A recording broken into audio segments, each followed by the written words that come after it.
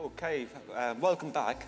Hope you enjoyed your break, got a decent cup of coffee, and we're going to kick off session 3 with it's on EV training, how to gain, train, and retain skilled technical staff. Retaining technicians is one of the biggest problems the sector has at the moment. So our speaker today is Colin Gleghorn. He's Managing Director of Autotech Training. And for the panellists, we have Bill Fennell. Bill is Managing Director and Chief Ombudsman, the Motor Ombudsman, in fact. So can I welcome both to the stage, and we'll kick off this session. Give a warm welcome.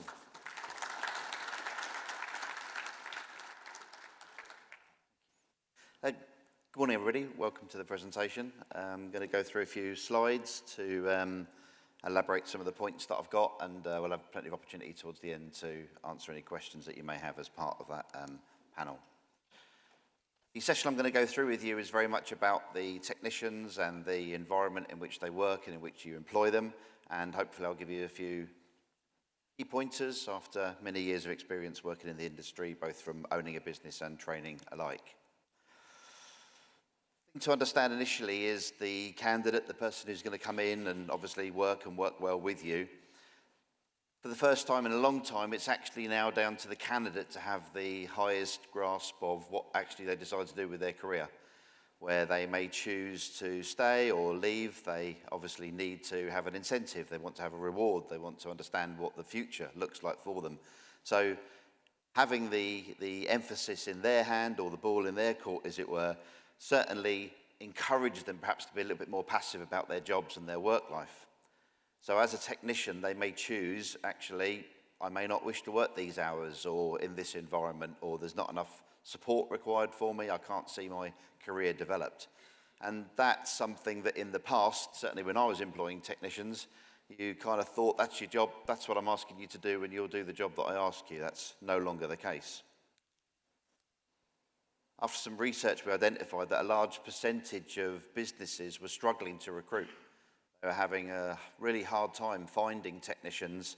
And again, going through the apprentice route and growing your own, some of them are almost seeing that as, once qualified, a ticket to leave and to move on. And that obviously is considerably affecting the environment at which they work and their colleagues, and what their appetite is to actually stay on and see you as their provider and their career motivator. As an employer, you have a choice to make. We have to decide whether we're going to invest in those people and invest early, if we're going to try and employ people that are already qualified, and this balance has always been part of our ongoing challenge. Again, lots of these people are most recognised that we know we need a younger audience to look after the vehicles that are perhaps more receptive to their earlier years. Their formative time might be that they're very happy with technology and to use technology to service and repair vehicles, where perhaps a slightly older generation might not see that as what a technician does. They perhaps think of themselves more of engineers. So again, we've seen that a large percentage of people have recorded and reported that they're having great difficulty in finding people to come into their place of work. So is that about how the job is advertised? Is it about how it's paid? And all of that has had to change quite recently, and I'm sure you're feeling that yourselves in every walk of life. Lots of people have already fed back to us that the find of skill set for the people they need is lacking. And we've heard from other panel contributors that there is a real requirement to have a more technically qualified person, perhaps to look at an EV vehicle, not necessarily a mechanic that would be confident to, on the majority of their vehicles, strip down gearboxes and replace head gaskets. That's just not what the needs are for the future.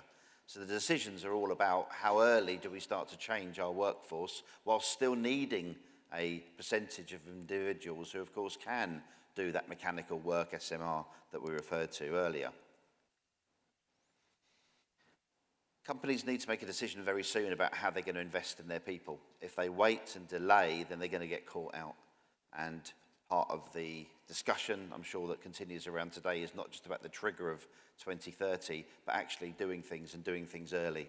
And I was delighted to hear on some of the group discussions earlier that a lot of people are starting to make those decisions and hopefully make them earlier and make the right decision. I'd like to talk a little bit about engaging with employees and a little bit about planting the seed and trying to get it right at the start before we then realise that perhaps we've got the wrong mix of people in our employment. I'm a firm believer in looking at within the own workforce. So if there are already people that are looking to change their skill set or perhaps have an appetite for different types of technology, then let's explore that. Let's see and offer and try and educate, expose them to what the new vehicle technology looks like and see actually, is there a way within our own workforce that we can not necessarily upskill because people won't necessarily see it as a skill change, but certainly that they're adapting differently to perhaps plugging the vehicle in and doing more software downloads and perhaps looking at coding and changes rather than taking wheels and tyres off the vehicle. We think the time is absolutely right now to start mentioning in job adverts, any posts, any communication that your business has that you are focused on EV, that you do already have the business model that includes the ability to look after and that you're attracting people. So, you know, let's start to wax lyrical about EV and hybrid vehicles in our communications. I'm sure you'll support me in the message that happy staff are our best adverts. So they are perhaps then communicating to other people, perhaps potential employees of yours, that actually it's a great place to work. This environment where I work now is already investing. What examples have we got about what they do to say and practice not only what they perhaps advertise? So is there examples of where they've actually invested in equipment, technology, training to make sure that the people that work there are already at the right edge? I think the last point on the slide there is that we need to think differently about our talent pool.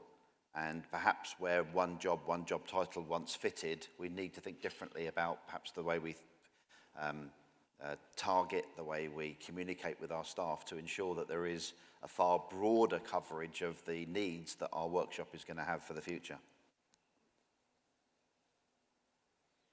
I think we've heard it already today, haven't we, that today's technician is not what it once was.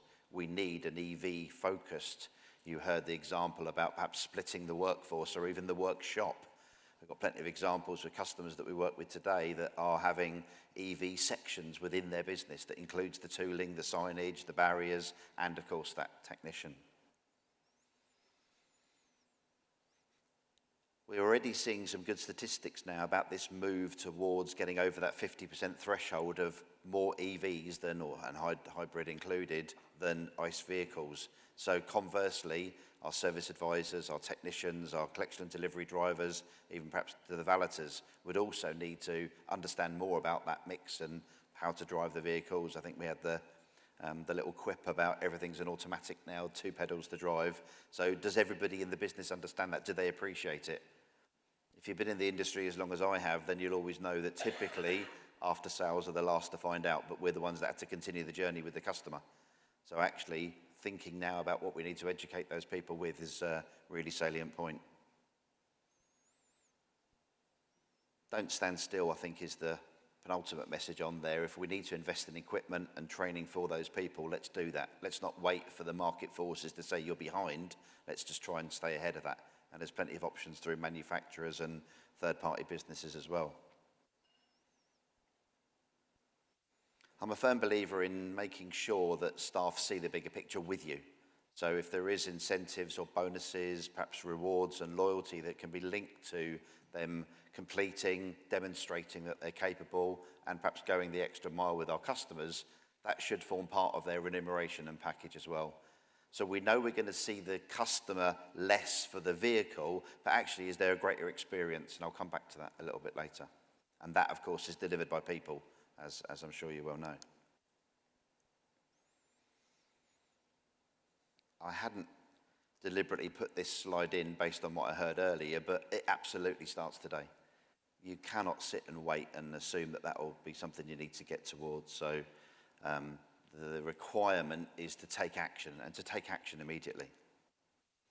And that includes you taking time to look at EV. We know hydrogen is coming. There's plenty in the press about, certainly on the commercial side, that hydrogen vehicles, we know a number of manufacturers that are progressing with, road going, proven, capable for hydrogen. So the speed of the filling is obviously taking away that anxiety about finding somewhere to stop and how long you're going to be stopped for, much as I actually agree with the contributor earlier that said about planning your journey, taking that break, having good coffee and having a Wi-Fi. I think that's absolutely right. Hydrogen, of course, speeds that whole process up. And the quicker we can, get some good examples of that working, again, that will change what needs to be done on the vehicle and obviously the equipment and the provision of tools for that as well. I mentioned to somebody who spoke to me a bit earlier about natural gas, both inert, compressed natural gas. That again is something that as an alternative fuel fuel source could be for consideration as well. And again, we've got people who are talking about what that requires. What does that look like? So what form of alternative fuel is going to be the right mix? The truth is, if we use the word correctly, it probably is a hybrid. It probably is a multiple cell of fuels, so that may be one or more of what you've already seen on screen. And there's no doubt that cybersecurity, with the more advancements we get with our vehicles, such the risk comes with allowing access remotely to anything connected with that car. Potentially that vehicle becomes a ton and a half of a killing machine, but in somebody's remote hands using a Xbox or a laptop. So understanding your own cybersecurity, your own cyber risks is a very important part as well. So having free customer Wi-Fi, amazing, but that shouldn't be the same Wi-Fi as what the technicians use for downloading software. And you'd be surprised how many businesses still have one source of Wi-Fi within their organisation. So again, you'll think about the people that would perhaps in the business have any appetite or interest in cybersecurity. What preventions, what actions are you taking to give some thought to, actually, how do I deal with that? What happens if I have a breach of our security? What is our fallback plan, our recovery, our safety protection? And I think that will start to come to the fore again, the more the regulatory bodies start to insist that there is some sort of governance over that security of that vehicle. So based on that list, simple, straightforward question, do you think you're ready?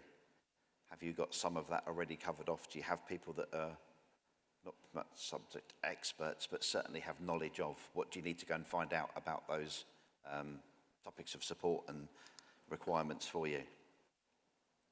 So that's all about attracting the right people and finding that they are actually out there, and perhaps the job title, motor vehicle mechanic or technician, doesn't apply so much. Maybe we think differently about what we do to get them to come to us.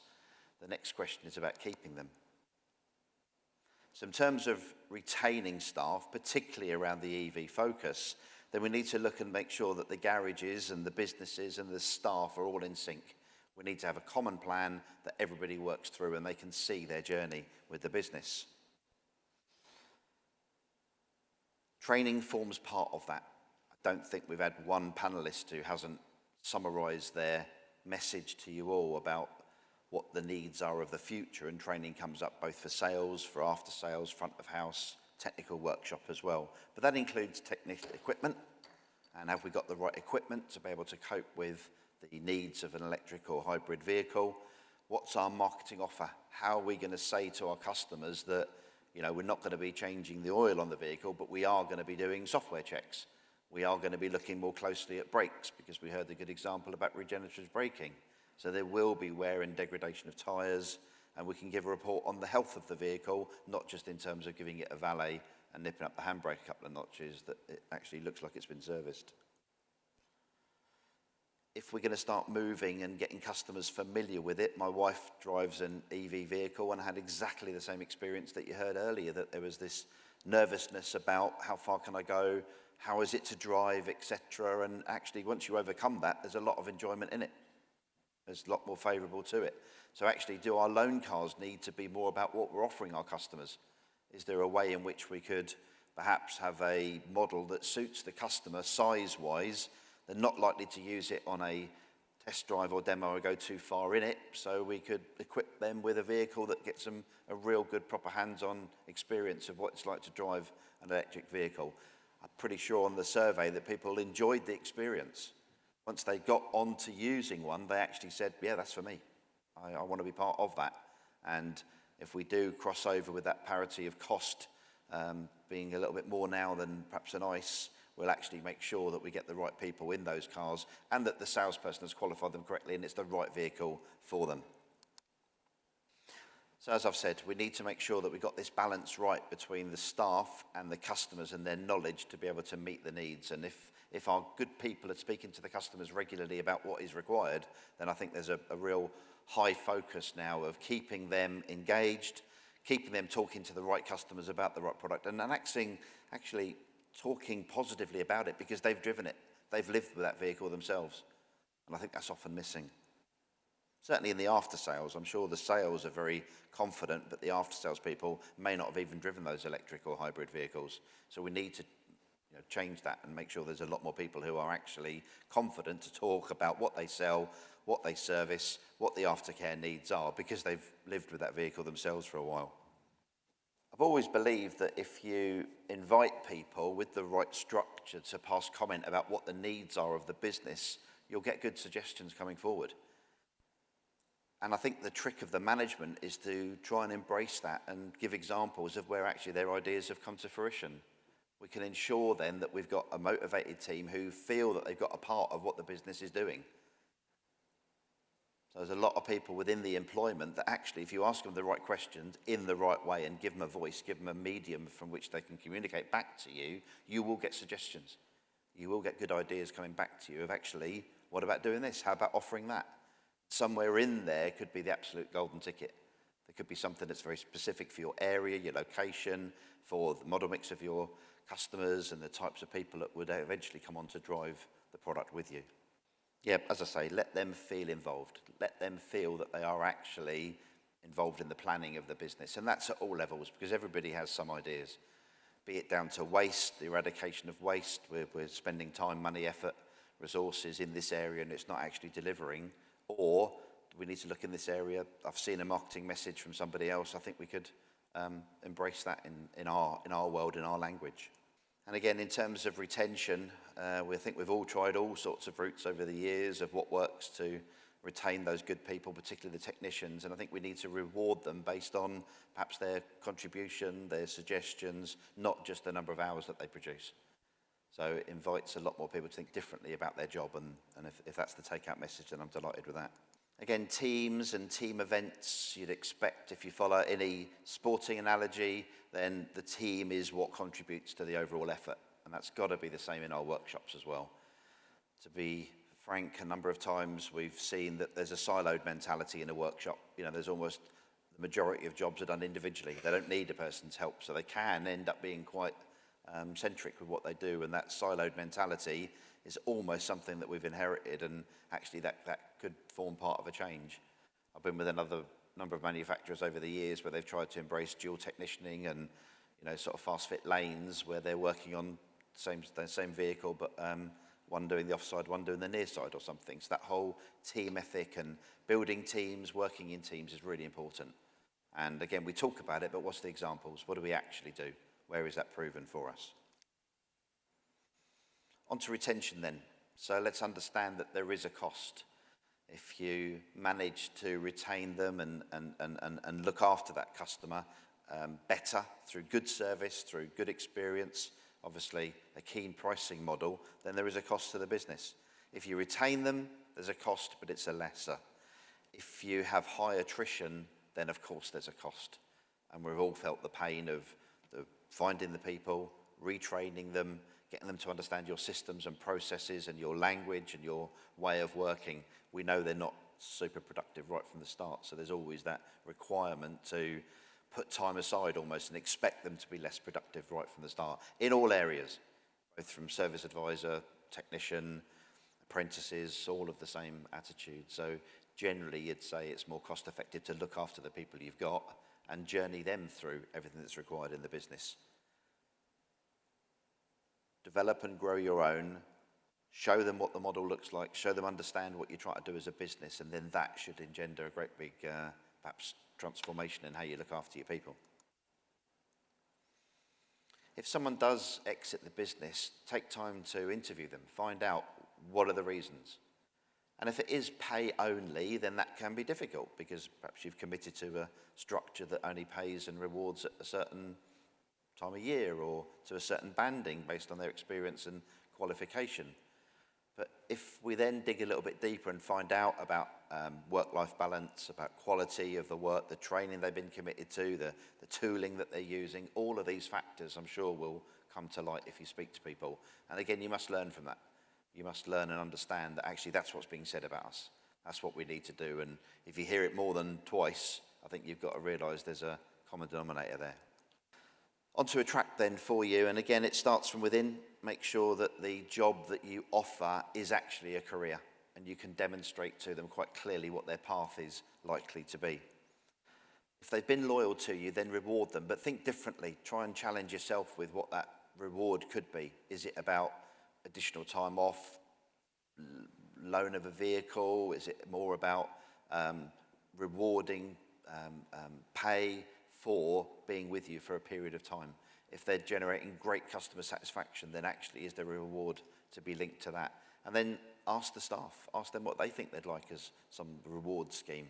And again, you'd be surprised at the diversity that will come from the floor.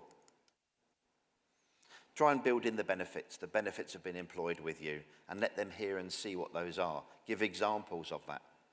And again, if you've got a HR function within the business, then ensure that they are helping promote what those benefits are.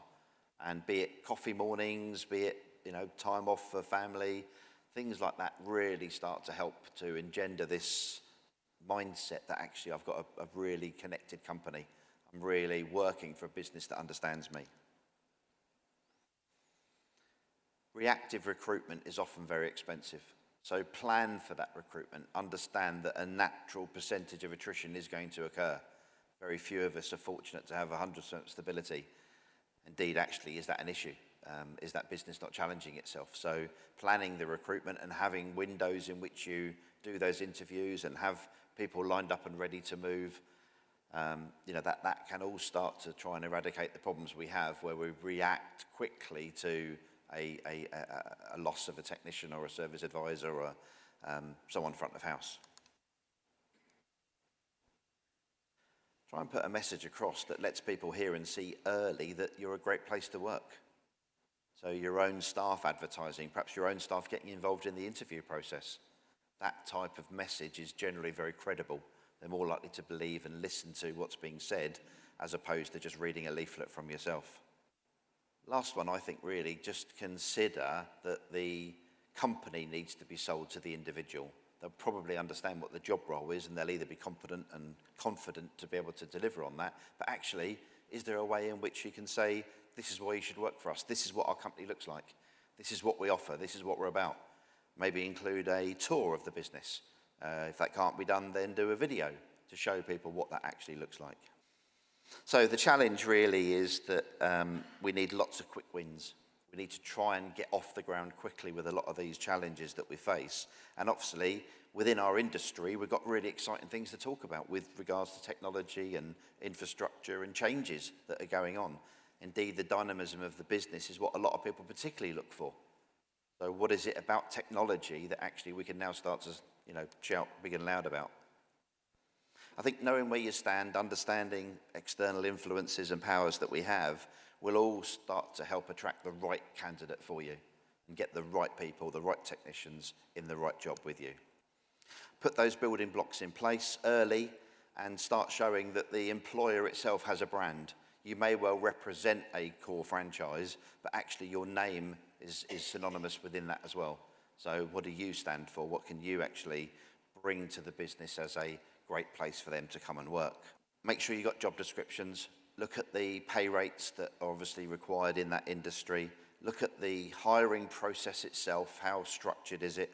Make sure that you've got a really clear procedure in place for onboarding a technician, service advisor, anyone engaging with the customer experience, that they get to understand what you're about, the systems, the processes. So when they start to engage with the customer, all of a sudden it's frictionless. There's pain been took away because of the nervousness, as always, of coming into the after-sales arena from the customer. Reward those referral schemes and the lateral thinkers. Let those people come to the fore and shine and actually be listened to, and use that obviously as a good, clear method in which you can demonstrate that we are a considered employer. Think longer term, obviously think about partnerships, think about other people that you could work with alongside to offer a great service to the customer. And those are the businesses that are diverse, so they're going to understand and survive longer. So last couple of slides now. Challenge yourself towards that EV. Don't wait. Get on with it. Ask what you can do to prepare for this EV revolution that is right upon us. Look at what the skills gaps are.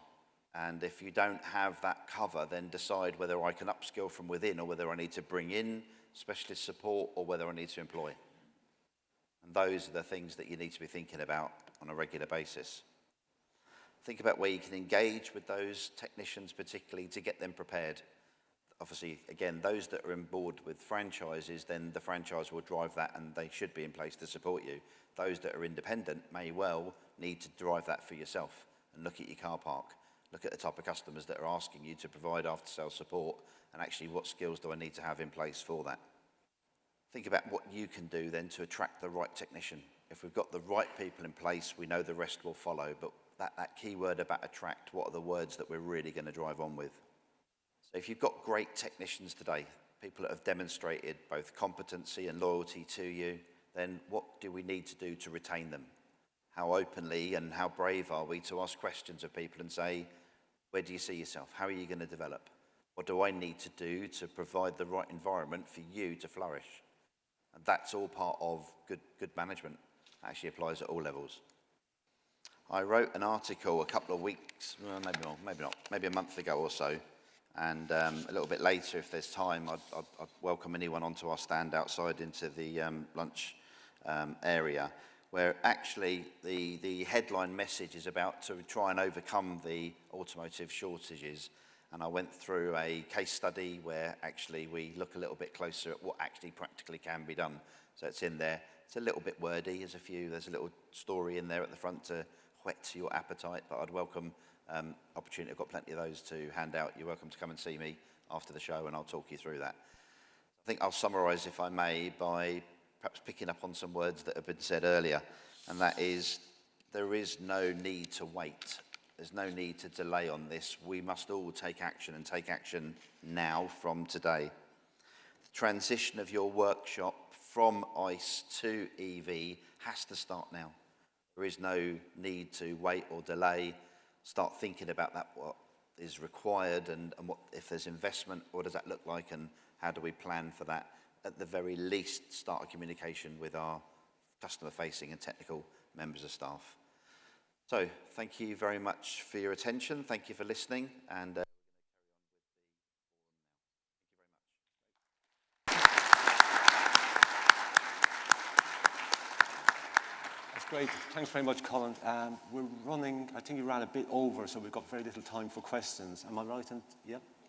We've got five minutes. So I've got two from the audience. And I think it's going back to the future with agency or whatever. Anyway, the question is, what is the future of technicians and service advisor initiatives with EVs? Do productivity and labour targets have a place, or is it more likely to be salary-based and NPS? Do you want to take that? Yeah, I think from my perspective, it's what Colin said. It's about listening to the people. Yeah. It's not all about money for staff. It's about development, and especially in the current economic conditions, they want to feel secure. It's about listening to them and making sure that you sort of push that together with your own strategy for people and your business, and coming up with perhaps a hybrid outside of what the norm is. Yeah. Got another question here, and I think it's somebody who's just looking at the brutal reality, maybe, particularly if you're running a small business. With huge potential increases in dealership costs, energy, wage, inflation, will dealers default to focus on short-term survival and give training the heave-ho? Yes, and it's always been the case. Either marketing or training gets cut when times are difficult. But I think I was asked the question a little while ago, why would I train my staff for them just to leave? There's a potential, you put that money in and then they're going to go somewhere else. Well, what I tend to counter that with is if you don't train them, they're definitely going to leave. Yeah. So you must put some time and effort into that, and it's a natural reality, I think. I don't know if you've got a view on that differently. I think, I mean, with what we see at complaints coming into the Motor Ombudsman, obviously from an EV perspective, it's still quite small, commensurate with the park, but it's definitely growing. But I think the really interesting bit is the complaints we're seeing are mainly about the customer service. So even with EVs, it's still about the customer service. And if you cut back on training for the individuals, you're probably going to get more complaints and you're going to get customers leaving you. So I think kind of the base training of customer service is really important. I think probably from my view as well, I think going back to the first question, do you incentivize your technicians on productivity, or do you incentivize on customer service? To be honest, my view is I think you've got to do both. I don't think you can't afford to give great productivity and bad customer service, but then again, you need to have the throughput going through your service departments. My other point, I think, really is businesses are in different places. For me, even hearing today and seeing where are the cars, there is a real urgency, I think, in franchise dealers getting a real focus on EVs and how they're going to recruit technicians, how they're going to train technicians, how they're going to keep technicians.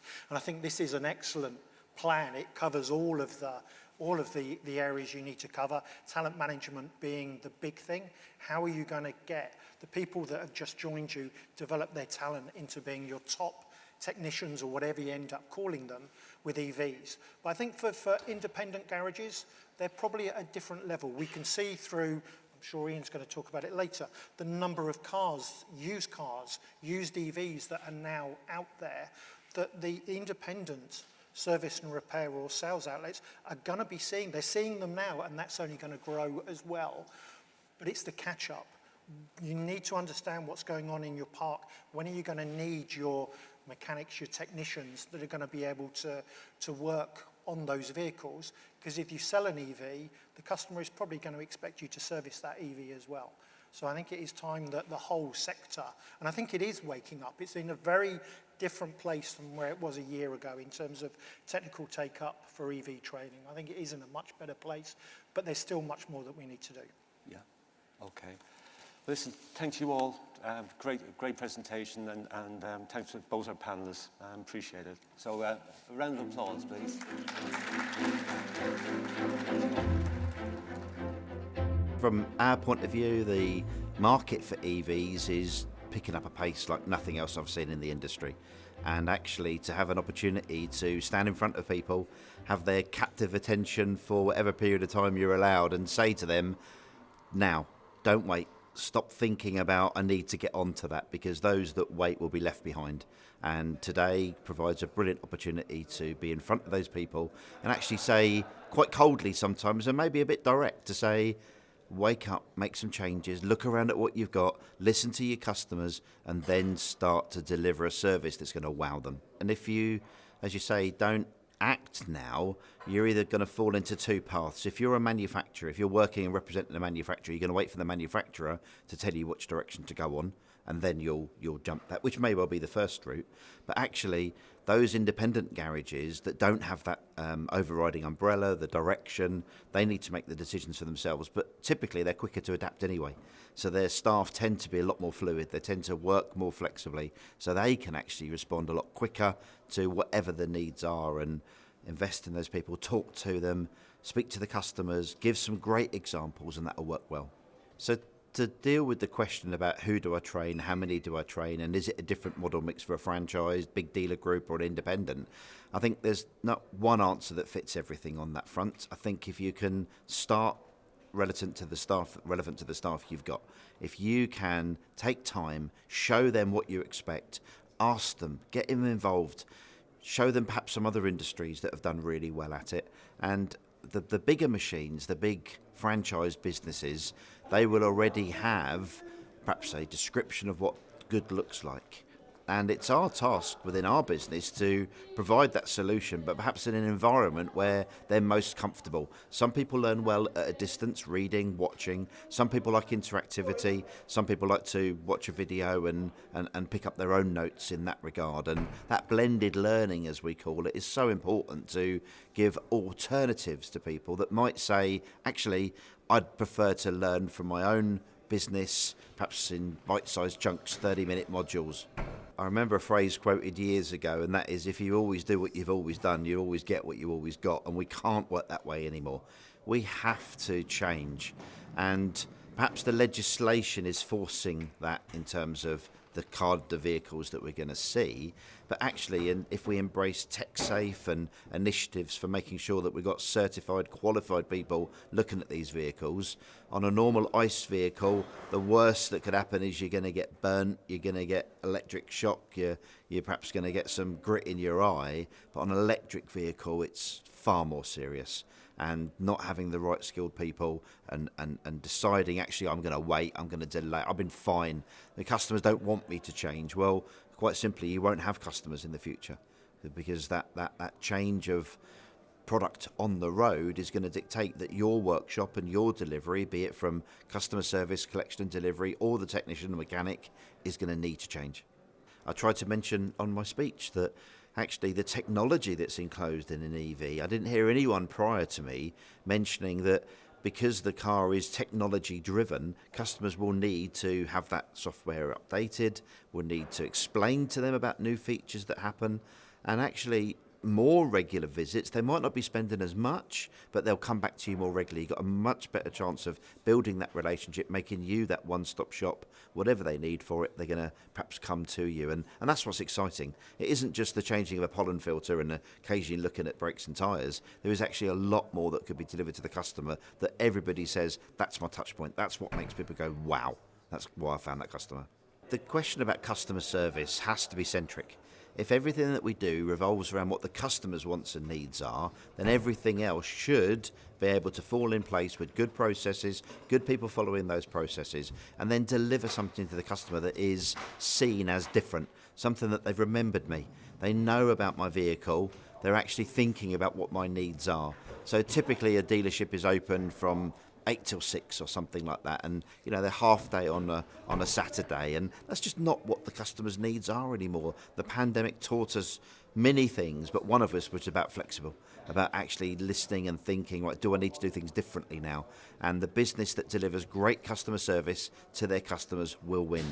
Everybody must act now in any guise. That is with our people, with our equipment, our facilities, our training. All of it needs to be something that we can say, let's look at what we need to do, and actually small steps. They're not about big or huge investments. They could easily be something that we say, that's the right thing to do. That's what we should be doing. And if I don't act, I can watch a lot of the business go to our competitors. There is a business out there, there's good profit still to be made, and a different delivery of a service to the customer is going to be king.